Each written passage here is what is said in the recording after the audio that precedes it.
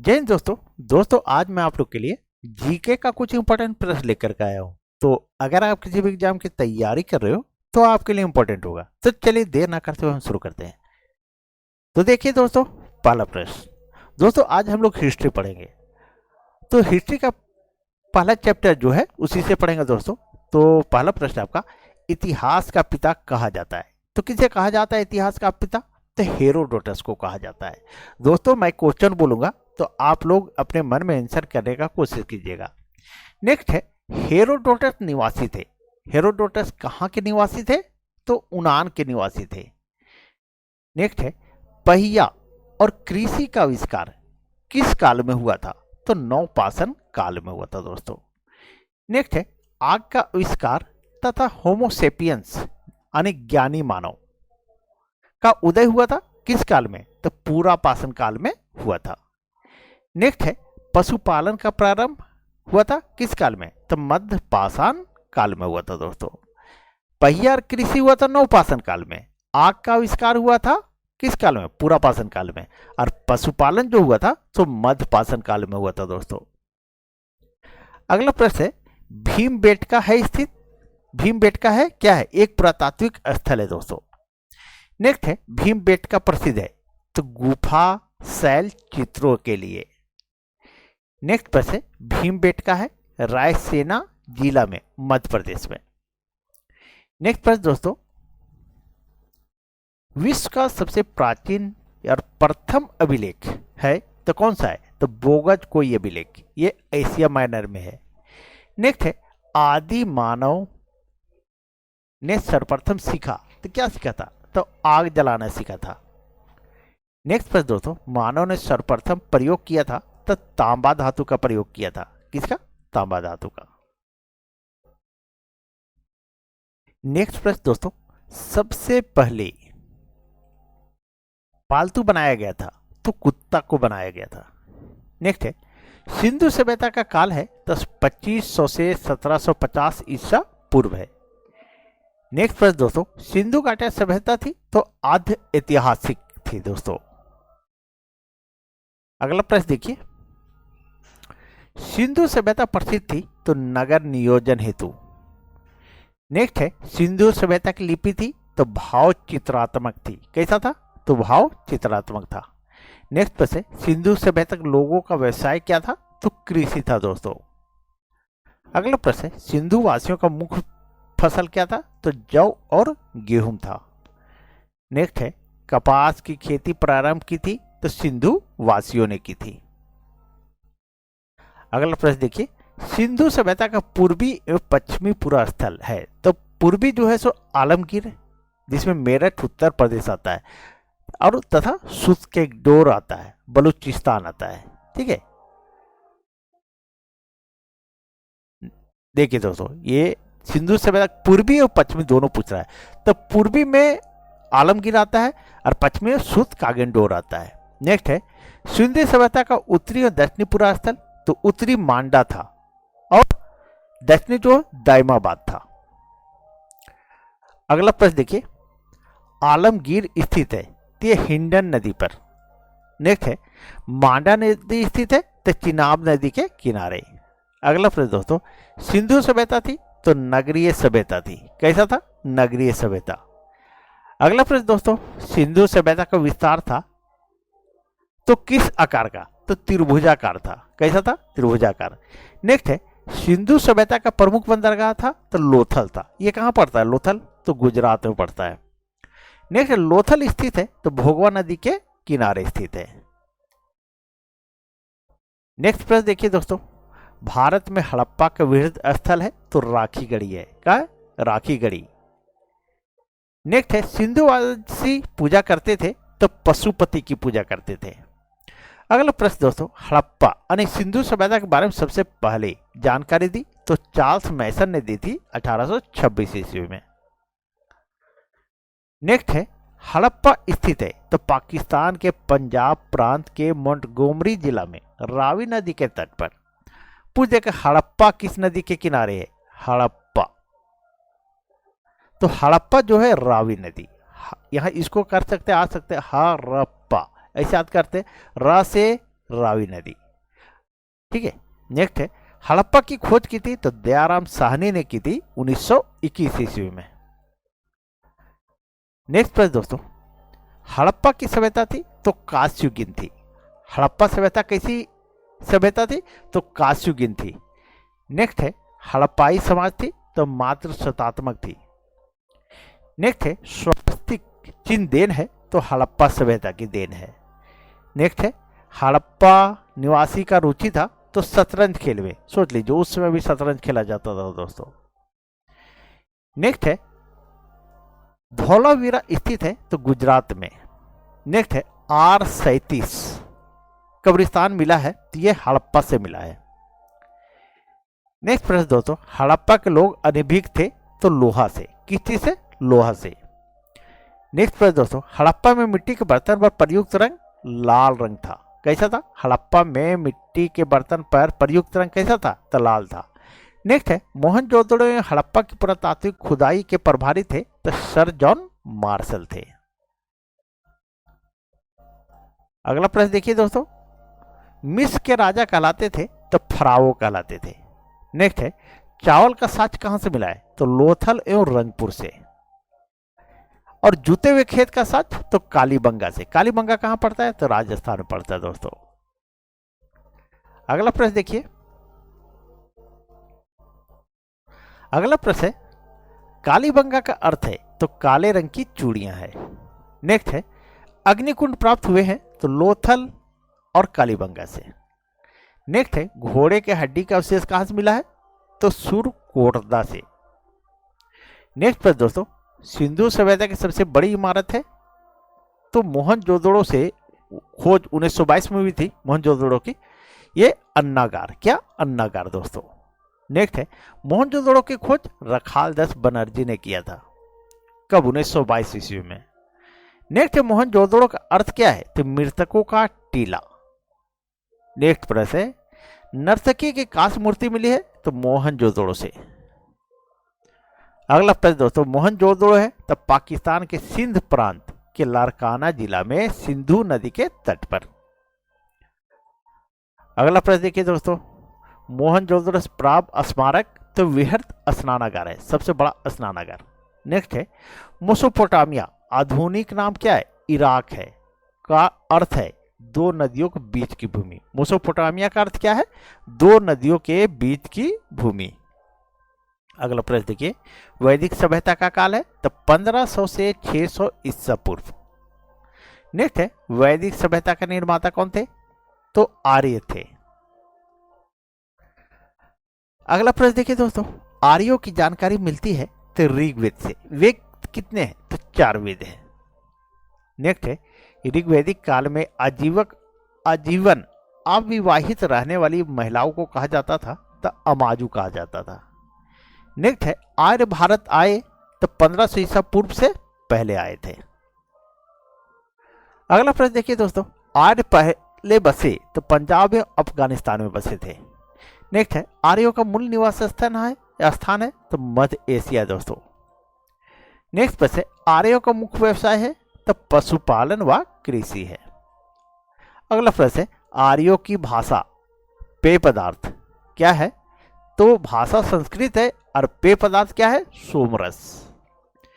Next है, आर्यों का प्रिय पशु या देवता? तो पशु में घोड़ा है। आर्यों का प्रिय पशु घोड़ा और देवता इंद्र है। अगला प्रश्न दोस्तों, आर्यों का समाज था तो पितृ प्रधान था। नेक्स्ट है, वेदों और वेदांगों की संख्या? तो वेद की संख्या 4 है। ऋग्वेद, सामवेद, यजुर्वेद और अर्थवेद। और वेदांगों की संख्या 6 है। नेक्स्ट है, सबसे प्राचीन वेद कौन है? तो ऋग्वेद है। और सूक्तों की संख्या 1028 है। नेक्स्ट है, ऋग्वेद के संकलनकर्ता कौन थे? तो कृष्णदेवपायन वेद व्यास। नेक्स्ट है, ऋग्वेद रचनाओं को पढ़ने वाले ऋषि को क्या कहा जाता है? तो होता कहा जाता है। नेक्स्ट प्रश्न दोस्तों, ऋग्वेद में सर्वाधिक बार वर्णित नदी कौन है? तो सिंधु नदी। सिंधु नदी का सबसे अधिक बार प्रयोग हुआ है। अगला प्रश्न दोस्तों, ऋग्वेद में वर्णित सबसे पवित्र नदी तो सरस्वती है। नेक्स्ट है ऋग्वेद में गंगा और यमुना का उल्लेख हुआ है, तो गंगा का उल्लेख एक बार हुआ है और यमुना का 3 बार उल्लेख हुआ है। नेक्स्ट है ऋग्वेद में वर्णित प्रमुख देवता है तो इंद्र है, जिसे पुरंदर भी कहा जाता है। नेक्स्ट है गायत्री मंत्र है तो ऋग्वेद के 3रे मंडल में। पूछ देगा कि गायत्री मंत्र जो है ऋग्वेद के किस मंडल में है, तो 3रे मंडल में है दोस्तों। अगला प्रश्न देखिए, गायत्री मंत्र के रचनाकार हैं तो विश्वामित्र है। नेक्स्ट है गायत्री मंत्र समर्पित है तो सूर्य देवता सावित्री को। नेक्स्ट है दशराज युद्ध यानी 10 राजाओं का युद्ध का उल्लेख मिलता है तो ऋग्वेद के 7वें मंडल में। नेक्स्ट है दशराज युद्ध लड़ा गया तो पुरुषनी नदी यानी रावी नदी के तट पर। तो ये सुदास एवं 10 जनों के बीच हुई थी। नेक्स्ट है 8वें मंडल की रचनाएं कहलाती है तो खील कही जाती है। नेक्स्ट है सोम देवता को समर्पित है कौन सा मंडल, तो 9वां मंडल। अगला प्रश्न दोस्तों, ऋग्वेद में सबसे बाद निर्मित मंडल तो 10वां मंडल है। कौन है, 10वां मंडल। सबसे बाद में जोड़ा गया इसको 10वां मंडल को। नेक्स्ट है ऋग्वेद की मूल लिपि थी तो ब्राह्मी लिपि थी। नेक्स्ट प्रश्न है वैदिक काल में किस जानवर को अघन्य यानी ना मारे जाने योग्य माना गया है, तो गाय को। नेक्स्ट प्रश्न है उत्तर वैदिक काल के संबंध में जानकारी मिलती है तो सामवेद, यजुर्वेद और अर्थवेद से। नेक्स्ट है गोत्र शब्द की उत्पत्ति किस काल में हुई, तो उत्तर वैदिक काल में हुई थी गोत्र शब्द का। नेक्स्ट है उत्तर वैदिक काल के प्रमुख देवता है तो प्रजापति है। अगला प्रश्न है उत्तर वैदिक कालीन समाज 4 वर्णों में विभक्त था, को किसमें, ब्राह्मण, क्षत्रिय, वैश्य और शूद्र। अगला प्रश्न देखिए दोस्तों, अगला प्रश्न है गद और पद वाला वेद कौन सा है, तो यजुर्वेद है। नेक्स्ट है यज्ञ संबंधी विधि विधान है तो यजुर्वेद में। तंत्र मंत्र किस वेद में है, तो अर्थवेद में। और भारतीय संगीत का जनक किसे कहा जाता है, तो सामवेद को। नेक्स्ट है सामवेद यजुर्वेद मंत्रों को उच्चारण करने वाले ऋषि कहलाए तो उद्गाता। क्या कहलाए, उद्गाता। सामवेद को मंत्रों को उच्चारण करने वाले उद्गाता और यजुर्वेद के मंत्रों को उच्चारण करने वाले अधर्व्यु कहलाए। नेक्स्ट है इत्रय ब्राह्मण संबंधित है तो ऋग्वेद से संबंधित है। अगला प्रश्न देखिए पंचविश ब्राह्मण संबंधित है तो सामवेद से। आपको पूछ देगा गान बजान किस में है, किस वेद में, तो ये जो है सो सामवेद में है। नेक्स्ट है गौपथ ब्राह्मण संबंधित है तो अर्थवेद से। अगला प्रश्न है शतपथ ब्राह्मण संबंधित है तो यजुर्वेद से। नेक्स्ट है दोस्तों पुराणों की संख्या कितनी है, तो 18 है, का अध्ययन करने वाला प्रथम मुसलमान तो अलबरूनी था। अगला प्रश्न देखिए पुराणों के संकलनकर्ता कौन है, तो लोमहर्ष एवं उग्रसर्वा। अगला प्रश्न दोस्तों सबसे प्राचीन पुराण है तो मत्स्य पुराण। बार बार पूछता है सबसे प्राचीन पुराण मत्स्य पुराण। नेक्स्ट मौर्य वंश की जानकारी मिलती है तो विष्णु पुराण से। अगला प्रश्न है सातवाहन वंश की जानकारी मिलती है तो मत्स्य पुराण से। गुप्त वंश की जानकारी मिलती है तो वायु से। वायु गुप्त रहता है, वायु दिखता नहीं, वही है वायु। वायु जो है गुप्त है, गुप्त वंश से। उपनिषद विषय वस्तु है तो दर्शन का। अगला प्रश्न है दर्शनों में सर्वाधिक प्राचीन तो सांख्य दर्शन। नेक्स्ट है न्याय या साक्ष्य दर्शन के प्रवर्तक है तो न्याय दर्शन के प्रवर्तक है गौतम और सांख्य दर्शन का प्रवर्तक है कपिल। यानी न्याय कौन करता है, तो गौतम करता है और संख्या किसकी है, कपिल का। इस तरह से आप याद रख सकते हैं। नेक्स्ट प्रश्न है योग मीमांसा दर्शन के प्रवर्तक है तो योग के प्रवर्तक कौन है, पतंजलि है और मीमांसा के कौन है, तो जैमिनी है। अगला है ब्राह्मण ग्रंथ संबंधित है तो कर्मकांड से। अगला प्रश्न देखिए दोस्तों उपनिषदों की संख्या है तो 108। प्रमाणिक पूछ देगा तो 13 आंसर कीजिएगा। नेक्स्ट है सत्यमेव जयते लिया गया है तो मुंडकोप उपनिषद से। नेक्स्ट है तमसो मां ज्योति गम्य तथा ओम लिया गया है, यह वृहन्नारायक उपनिषद से। नेक्स्ट है, भारत की प्रथम कानून की पुस्तक है तो मनुस्मृति है। नेक्स्ट है, मनुस्मृति ग्रंथों में सबसे प्राचीन है तो मनुस्मृति। अगला प्रश्न देखिए, प्राचीन हिंदू विधि के लेखक है तो मनु है, यानी मनुस्मृति है। ये जो है प्राचीन हिंदू विधि कौन है तो मनुस्मृति। नेक्स्ट है, भारत का प्रथम महाकाव्य तो ये रामायण है। नेक्स्ट है, रामायण के रचयिता कौन है तो महर्षि वाल्मीकि है। नेक्स्ट प्रश्न दोस्तों, भारत का सबसे बड़ा महाकाव्य तो महाभारत है, और महाभारत के रचयिता कौन है तो महर्षि वेदव्यास है।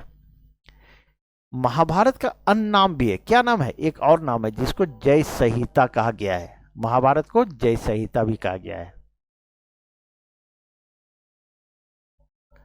अगला प्रश्न देखिए, महाभारत का फारसी अनुवाद किया गया है जिसको रज्जानम्मा कहते हैं, का नाम से किया गया था।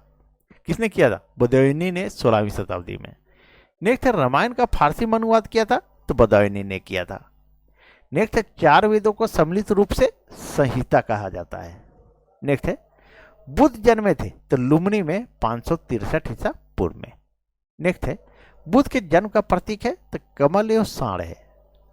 बुद्ध की मृत्यु कहां हुई थी तो कुशीनगर में हुआ था 483 ईसा पूर्व में। अगला प्रश्न देखिए दोस्तों, कुशीनगर थी तो मल गणराज्य की राजधानी थी, और बुद्ध की मृत्यु की घटना क्या कहलाता है तो महापरिनिर्वाण कहलाता है। और बुद्ध के पिता का नाम सुधोधन था, ये शाक्य कुल के थे। और बुद्ध की माता का नाम महामाया देवी था, ये कोलीय वंश की थी। बुद्ध का अन्य नाम भी था तो सिद्धार्थ भी कहा जाता था और तथागत भी कहा जाता था। नेक्स्ट है, और बुद्ध के प्रथम गुरु कौन थे तो अलार कलाम थे।